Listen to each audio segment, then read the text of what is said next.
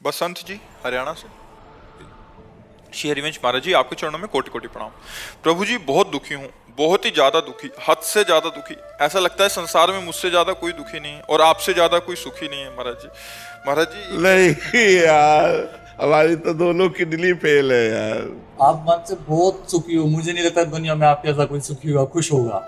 आखिर ये बात तो मानते हैं इसलिए मानते हैं कि हमारा मन एक ही रास्ता पकड़े हुए है, श्री जी के चरणों की तरफ, और उनकी कृपा से बस उन्हीं की तरफ बढ़ता रहे। और वो है आनंद स्वरूप, वो है परमानंद स्वरूप, वो है प्रेमानंद स्वरूप। तो वही आनंद अंदर स्फुरित होता रहता है। जब हम संसार का आश्रय लेते हैं तो दुख ही दुख है। इसका नाम क्या है शास्त्र में जानते हो? दुखालयम। ये दुख का घर है। इसमें जो कुछ मिलेगा वो दुख ही देने वाला मिलेगा, दुखालयम। और सुखालयम कौन है? भगवान है। तो हम अपने मन को यदि भगवान में लगा पावें तो हम सुखी हो जाए। सच्ची बात मानो, सब सुख आ जाएंगे, लोक परलोक की सब सुविधाएं आ जाएंगी, सब सुख आ जाएंगे। जब आप भगवान का भजन करोगे तो सब सुख आ जाएंगे। जैसे खूब अगाध सरोवर जल हो तो मछली खूब किलोले करती है, थोड़ा जल हो तो चिंता है कि कहीं सूख न जाए। लेकिन समुद्र में है तो आनंद ही आनंद है उसको। सुखी मीन जहाँ नीर अगाधा और जिम हरि शरण नहीं एको बाधा। अगर हम भगवान की शरण में भैया तो दुख भी सुख बन जाता है, और अगर भगवान से विमुख है तो सुख भी दुख बन जाता है। ये बात समझ लीजिए। तो भगवान की शरण होकर नाम जप करो, अच्छे आचरण करो। बाबा थोड़ी कुछ हमारी तरफ भी ट्रांसफर कर दो ना, आप तो इतने सुखी रहते। अगर ऐसा होता तो हम तो पूरे भारत को ट्रांसफर कर देते क्योंकि अपने बस का कुछ है नहीं। तुम्हारी समझ से तुम्हें सुख मिलेगा और तुम्हारी समझ से तुम्हें दुख मिलेगा। पॉजिटिव चिंतन हो गया तो निगेटिव चिंतन को दबाकर जब पॉजिटिव चिंतन बढ़ता है तो आनंद आता है, और जब पॉजिटिव चिंतन को दबाकर निगेटिव चिंतन बढ़ता है तो हम चाहे जितने करोड़पति हों, हमें दुखी का अनुभव होगा। तो ये पॉजिटिव चिंतन जो है ये भगवान के भजन से आता है। शास्त्र स्वाध्याय, भगवान का भजन, परोपकार, तीर्थ याटन, दान पुण्य जब हम करते हैं तो हमारा हृदय पवित्र होता है, तो दुख में भी सुख ढूंढ लेता है। और जब हमारा निगेटिव विचार होता है तो सुख में भी दुख वो खोज लेता है। कहीं ऐसा ना हो जाए, कहीं ऐसा ना हो जाए, ये चिंतन वो चिंतन, बड़ा भयावह चिंतन, दुख, विषाद, शोक, चिंता, उद्वेग, ये सब अंदर आ जाता है। तो हमें लगता है हमारे करने से नहीं होगा, ये चीज आपको करनी होगी। जो हम कह रहे हैं उसको आप करो तो आपका चिंतन सही हो जाएगा। अगर हमारे ऐसे देने से होता तो किसी को भजन के लिए नहीं कहते, भजन करके ऐसे दे देते, सबका मंगल हो जाता। वैसे संत जन तो कहते ही रहते हैं, सर्वे भवन्तु सुखिना, सर्वे सन्तु निरामया, सर्वे भद्राणि पश्यन्तु, माँ कश्चित् दुख भाग भवेत्। किसी को दुख ना हो, सब सुखी रहें, सब स्वस्थ रहें। पर सब हैं क्या? जो भजन कर रहे हैं, जो भगवान से जुड़े हैं, वही कृपा का अनुभव कर रहे हैं। नहीं तो सब दुखी हैं, सब दुखी। किसी को ना समझो, बड़े बड़े अरबपति खरबपति सब दुखी हैं, सुखी वही है जो पूरा भगवान को समर्पित है। समझ पा रहे? तो समर्पण करो और नाम जप करो। राजीव जी दिल्ली से। राधे राधे महाराज जी। महाराज जी, आपके चरणों में कोटि कोटि प्रणाम। महाराज जी, भगवान एवं देवता जी में क्या फर्क है? कोई फर्क नहीं, एक ही परमात्मा सब रूपों में विराजमान है। पहला उत्तर, एक ही परमात्मा सब रूपों में विराजमान है। पर जब हम उन्हें परमात्मा भाव नहीं देखते तब फिर अलग अलग पावर है। एक बार उपनिषद की कथा है, सब देवता दैत्यों पर विजय प्राप्त करके बड़े आनंद में उत्सव मना रहे थे। अप्सराएं नृत्य कर रही थी, गंधर्व गान कर रहे थे, देवता सब अपने सिंहासनों पर विराजमान थे। तो देखा भगवान ने कि इनको अहम हो गया है कि मैं बलवान हूं और मैंने दैत्यों पर विजय प्राप्त की। तो सभा के सामने भगवान एक यक्ष रूप में प्रकट हुए। तो देवराज इंद्र ने देखा, बोले कोई भी देवता इनका परिचय लाकर हमें बताओ, ये कौन प्रकट हुआ है? तो सबसे पहले वायुदेव प्रकट हुए। बहुत बलवान देवता है, विश्व में वायुदेव से बढ़कर कोई बलवान नहीं। जैसे वायुपुत्र हनुमान, पवन पुत्र हनुमान है ना, तो सबसे बड़े बलवान वायु देवता। जैसे उनके पुत्र भीम तो बल की अगाध महिमा वायु देवता की है, और हम सब वायु देवता से ही जीवित है। सबके प्राण वायु से ही तो संचलित है। सब जितना चराचर जगत है वो वायु से ही है। ऑक्सीजन खत्म हो जाए, सब नष्ट हो जाए, वायु से ही तो है। तो वायु देवता खड़े हुए और कहा मैं इनका परिचय लाता हूं। तो वायु देवता गए और कहा यक्ष तुम कौन हो? तो उनका हम तो अपना परिचय बाद में बताएंगे, पहले आप बताएं आप कौन हैं। बोले मैं पवन हूं, वायु। ठीक है, क्या है आप में क्षमता? तो उनका क्षमता ऐसी कि मैं पूरे त्रिभुवन को तिनके के समान उड़ा सकता हूं। तो एक तिनका प्रकट किया और कहा उड़ा के दिखाओ। अब वायु देवता से तिनका उड़ाने की बात, वो तो ब्रह्मांड उड़ा दें, लेकिन तिनका नहीं उड़ा। कहा पूरी ताकत लगाओ। वायु देवता पूरी ताकत लगा के हार गए। तिनका ऐसे से ऐसे नहीं कर पाए। आए और बैठ गए। देवराज इंद्र ने कहा कौन है? बोले असमर्थ रहा उनका परिचय प्राप्त करने में। दूसरा देवता अग्निदेव प्रकट, उनका मैं अभी परिचय लेकर आता हूं। उनके पास गए और कहा आप कौन हैं? उनका आप कौन हैं? उनका अनल, हुताशन, अग्नि, इन नामों से मेरा संबोधन होता है। बोले आपकी सामर्थ्य? बोले त्रिभुवन को उपले की तरह जलाकर भस्म कर सकता हूं। सब अग्नि से ही जीवित है, क्योंकि जठराग्नि के रूप में अग्नि भगवान ही सबके उदर में विराजमान है। अगर जठराग्नि न हो तो पानी भी न पचे तो हम जीवित ही न रहे। तो उसी तिनके को कहा तुम भस्म करके दिखाओ। तो अग्नि देवता से तिनका भस्म करने की बात, तो उनको रोष आ गया और तिनके की तरफ देखा, कुछ नहीं हुआ। पूरा पावर लगा दिया, कुछ नहीं हुआ। अग्नि देवता वापस जाकर बैठ गए और कहा मैं असमर्थ रहा इनकी सामर्थ्य और इनकी महिमा और इनका परिचय प्राप्त करने में। तब स्वयं देवराजेंद्र उठे। ये उपनिषद में कथा है। देवराजेंद्र उठे और उठ करके जे ही गए सो यक्षंतर ध्यान हो गए। यक्ष की जगह पर दुर्गा देवी प्रकट हुई और उनका देवराजेंद्र तू इतना घमंडी है कि तू भगवान से बात करने का भी अधिकारी नहीं है। इसलिए भगवान अंतर ध्यान हो गए। वो यक्ष रूप में भगवान थे। तो इतना समझ ले तेरे वायु देवता में इतनी सामर्थ्य नहीं कि तिनका उड़ा सके, अग्नि देवता में इतनी सामर्थ्य नहीं कि तिनके को भस्म कर सके। सब भगवान की सामर्थ्य से युक्त हो। घमंड मत करो, भगवान ही तुम्हारे अंदर अपनी सामर्थ्य प्रकट करते हैं, तब तुम अपना कार्य कर सकते हो। तो वैसे सब देवता भगवान के स्वरूप हैं, पर जब अलग हम देखते हैं तो उनकी सामर्थ्य एक सीमा में है और भगवान असीम सामर्थ्यशाली है। देवता मोक्ष नहीं प्रदान कर सकते। देवता एक सीमित फल प्रदान करेंगे। जितनी आप आराधना करोगे उतना ही फल आपको प्राप्त होगा। देवता एक दुकानदार जैसे आपकी दुकान में जो सामान है, हम पैसा दे तो उतना ही दोगे, इसके अलावा नहीं दोगे।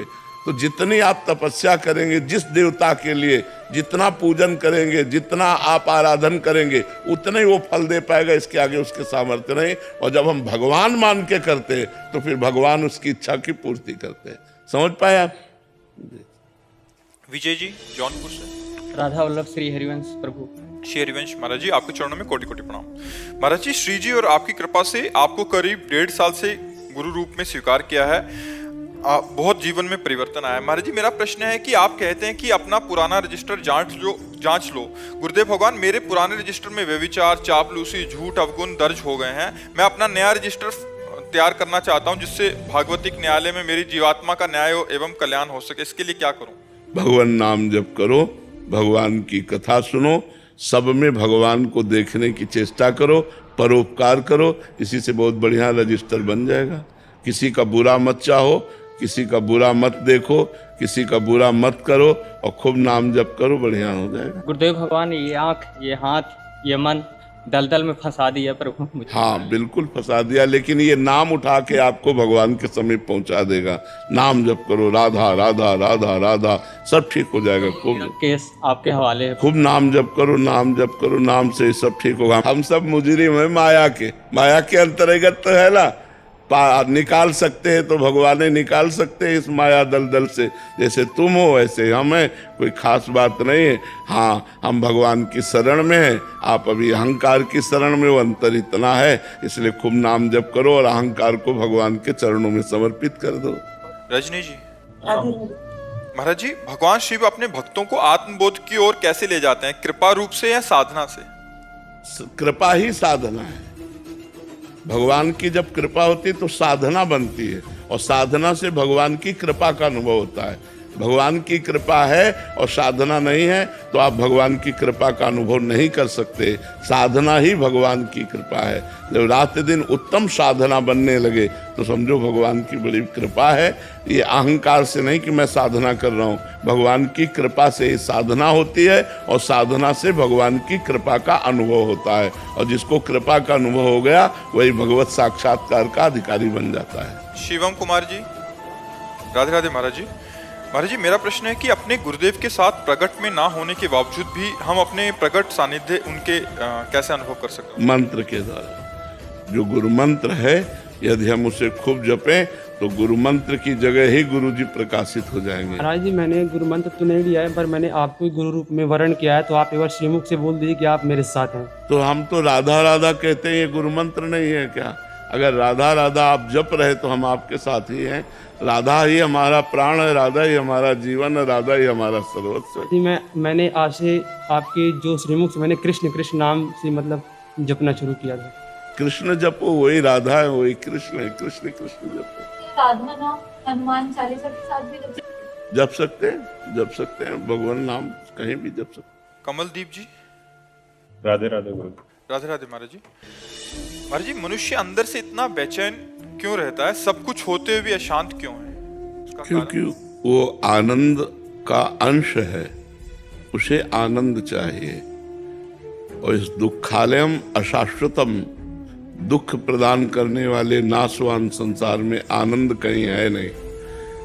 वो खोजता है प्रतिकूल शरीरों में, जैसे पुरुष शरीर तो स्त्री शरीर में, स्त्री शरीर तो पुरुष शरीर में, वस्तुओं में, धन में, मकान में, पद में, प्रतिष्ठा में। लेकिन ये सब जिसको प्राप्त है वो भी आनंद में नहीं है, क्योंकि आनंद का अंश आनंद समुद्र में ही अवगाहन करने पर वो आनंदित हो सकता है, और वो है भगवान, सिर्फ भगवान।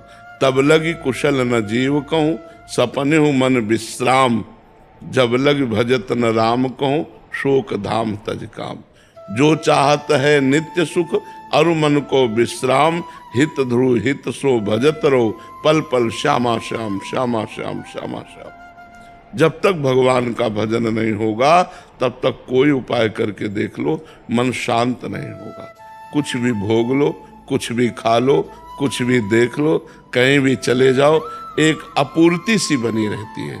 लगता है जो मैं चाह रहा था वो इसमें नहीं मिला, शायद इसमें होगा, शायद इसमें होगा, शायद इसमें होगा, और पूरा जीवन भोगते भोगते व्यतीत हो जाता है और कभी नहीं मिलता। और देखो गोस्वामी जी कह रहे हैं, तुलसीदास जी महाराज, जाकी कृपा लवलेस ते, मतिमंद तुलसी दास हो, पायो परम विश्राम, राम समान प्रभु नाही।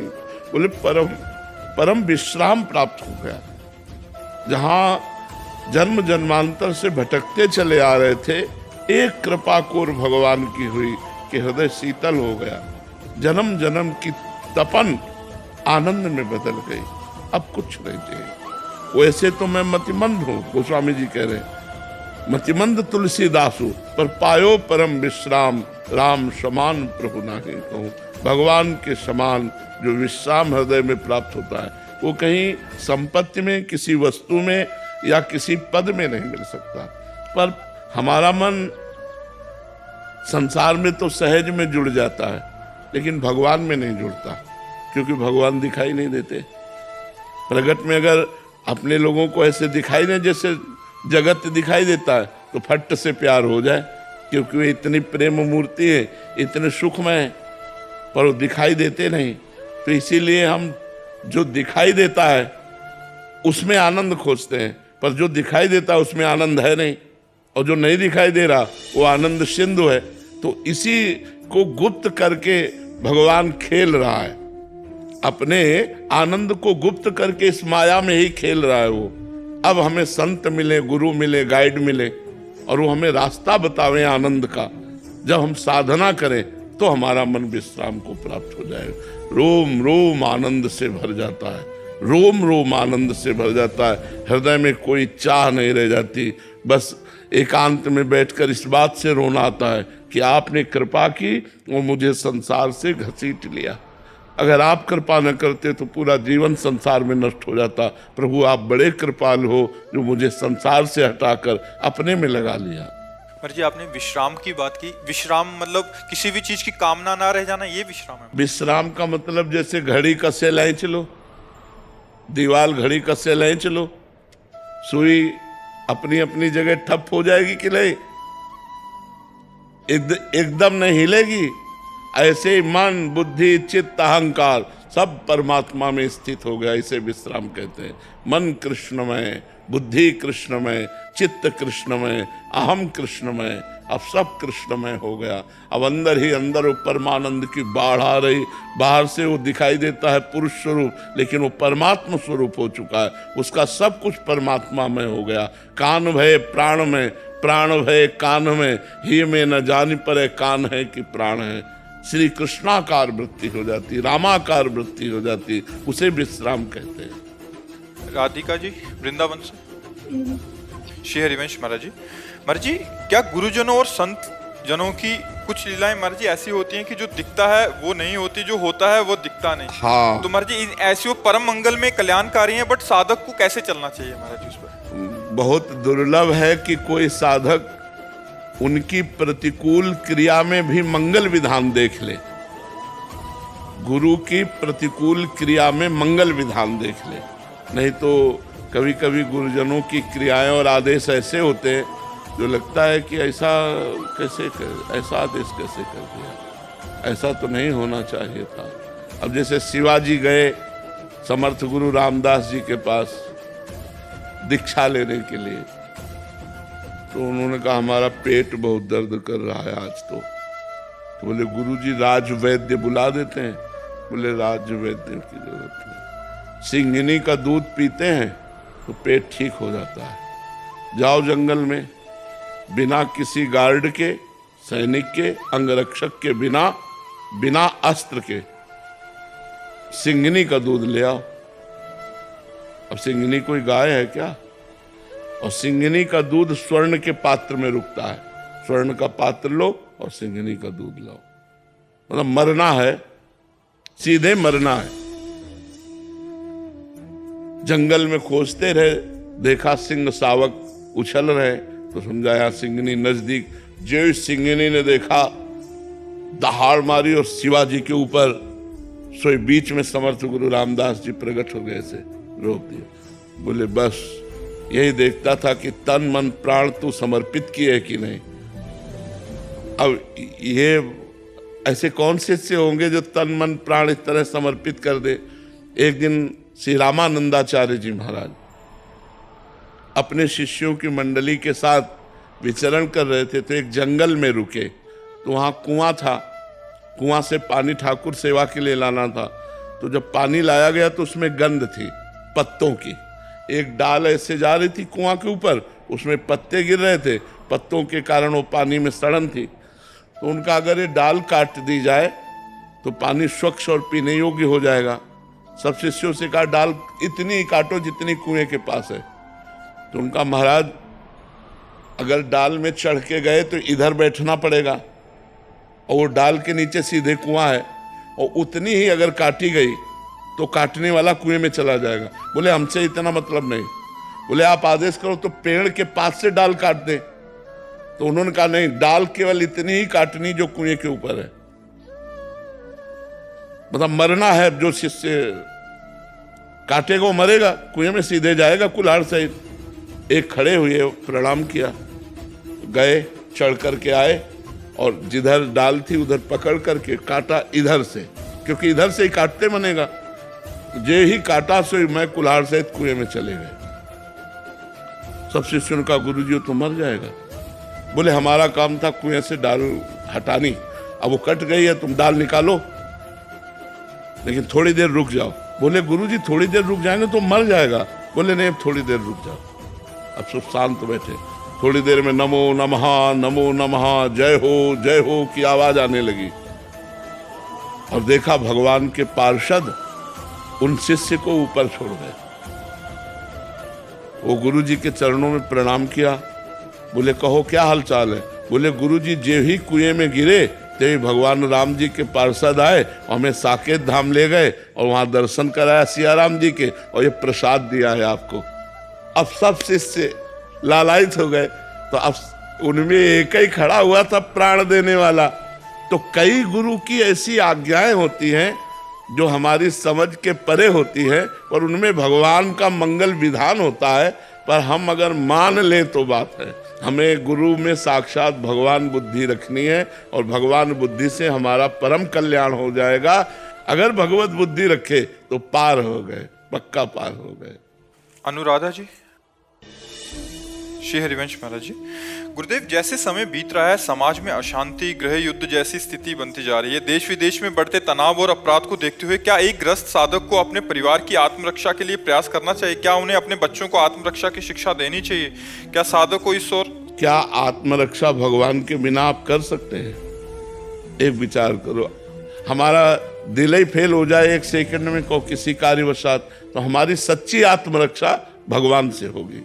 तो हमें चाहिए कि बच्चों को भी भगवान नाम जपना सिखाना चाहिए, भगवान की पूजा सिखानी चाहिए, गंदे आचरणों से बचना सिखाना चाहिए, संत और भगवंत की श्रद्धा उत्पन्न करनी चाहिए। अगर ऐसा हुआ तो आत्मरक्षा करने वाले बन जाएंगे, क्योंकि मुझे भगवान के सिवा और कोई आत्मरक्षा करने वाला नहीं।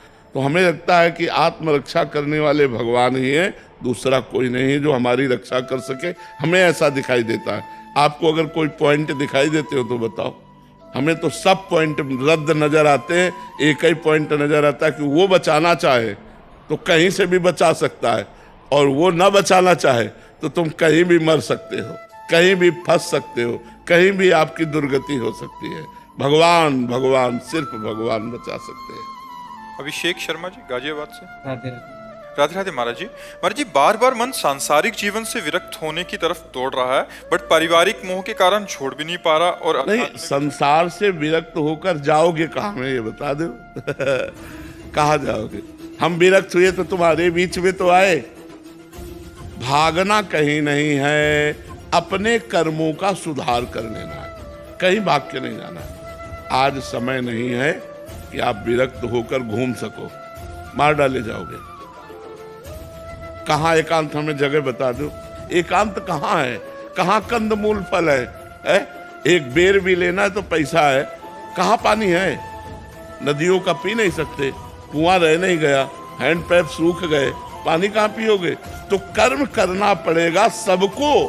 भगवान आए तब कर्म किए, तो हम लोग तो मनुष्य हैं। तो हमें चाहिए गंदे आचरणों से वैराग्य हो।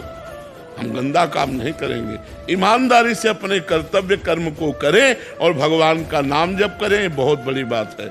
आज भागने का समय नहीं रह गया।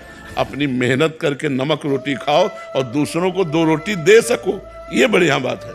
कर्म के साथ धर्म से ही कर्म करना चाहिए, कर्म से धर्म के मार्ग में नहीं चलना चाहिए, धर्म से ही कर्म करना चाहिए। तुम्हारा जो धर्म है, तुम्हारा जो कर्तव्य कर्म है, वो धर्म से युक्त होना चाहिए।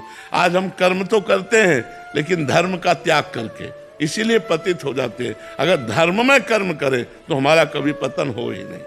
गुरुजी कर्म करते करते धर्म से पीछे हट जाते हैं। वही तो बात है। ऐसे काम करते हैं, काम करते करते झूठ बोलते हैं।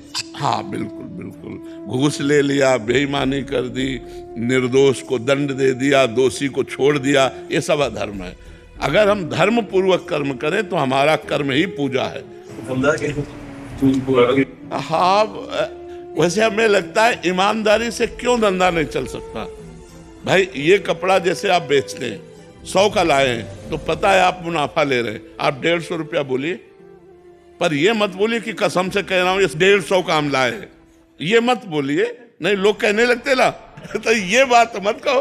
आप 150 का बेच रहे हो, पक्की बात है, क्योंकि अगला आदमी जानता है ये दुकान मकान परिवार सब इसी से चल रहा है, तो मुनाफा जरूर लेगा।